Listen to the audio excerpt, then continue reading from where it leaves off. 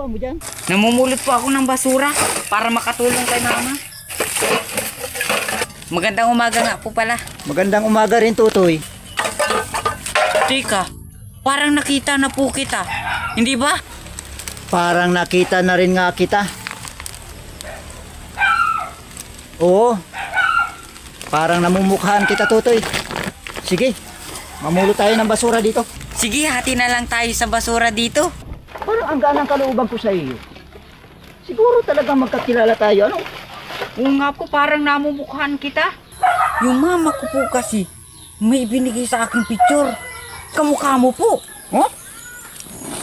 Ang papa mo kamukha ng magbabasura. Matagal ka na bang namumulot ng basura, Tutoy? Matagal na po. Pero ang papa ko nasa abroad. Oh? Nasa abroad ang papa mo? Bakit ka namumulot ng basura dito? Abroader pala ang papa mo. Maliit man po ang pinapadala ni papa kay mama. Kaya ito, namumulot na lang po ako ng basura para makatulong kay mama. Sayang din po kasi itong mga lata plastic.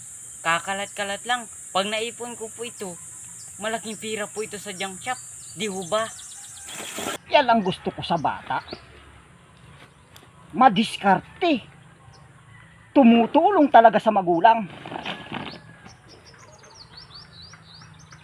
Tama yan, boy. Ipagpatuloy mo lang.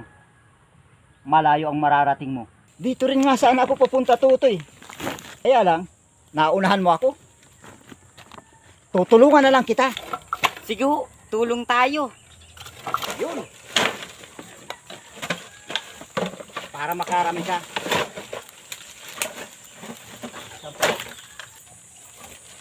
Oh, wala na, Tutoy. Tara na. Sama tayo. Meron tayong pupuntahan. Sige po kuya. Tara. Matagal na ho ba kayo nangangalakal? Ay, napakatagal na, Tutoy. Dito na ako tumanda. Nasaan po ang bahay ninyo? Nandun sa kabila ng ano, sa kabila ng ilog. Malayo yun.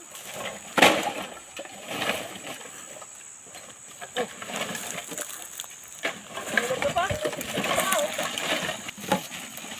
Ay, Tutoy, hintayin mo ako dito. Mabili akong merindalan, mamirinda tayo. Ay sige po, magandang balita yan. Iwan ko na lang itong mga kalakal ko. Ha? Sige po kuya. Bantayan mo, ha? Opo. Huwag kang alis dyan. Babalik din ako.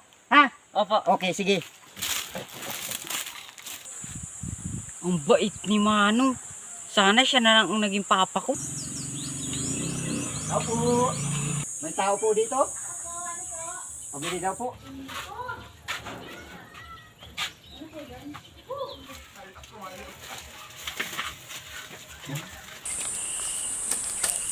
Tay! Ang dami pong plastic dito, Manong. Pulutin natin mamaya. O sige, halika na muna at mamirinda tayo. Ka.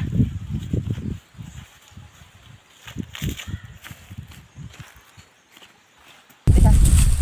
Oh, sa'yo to. Gusto mo yan? Nakain ka niyan? Opo, nakain po ako tinapay. nito. Sarap ng binili niyo, Manong ah. Siyempre naman. Para kasing nakikita ko sa'yo yung anak ko eh. Siguro kung kasama ko yung anak ko, mga kasing edad mo. Bakit po kaya yun? Di po ba kapag nasa abroad ang magulang, wala kaya pinapadala ng magulang? Bakit po si Papa? Maliit na pinapadala kay Mama. Kaya pati tuloy ako, namumulo na lang ng basura. Nakaawa po ako kay Mama. Nahihiya na rin po akong mangutang. Araw-araw na lang po ako pinapautang ni Mama. Bakit po?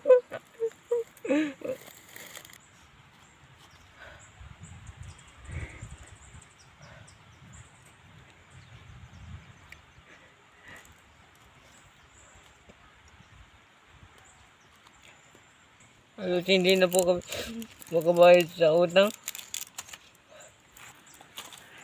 Tara na, Tutoy. Uwi na tayo. At tutulungan kita. Ako bahala sa iyo, ha. Pati ako naiiyak sa drama mo eh. Masyado palang mahirap ang pinagdadaanan mo. Ay, ito, Tutoy, oh. Ang daming mga lata.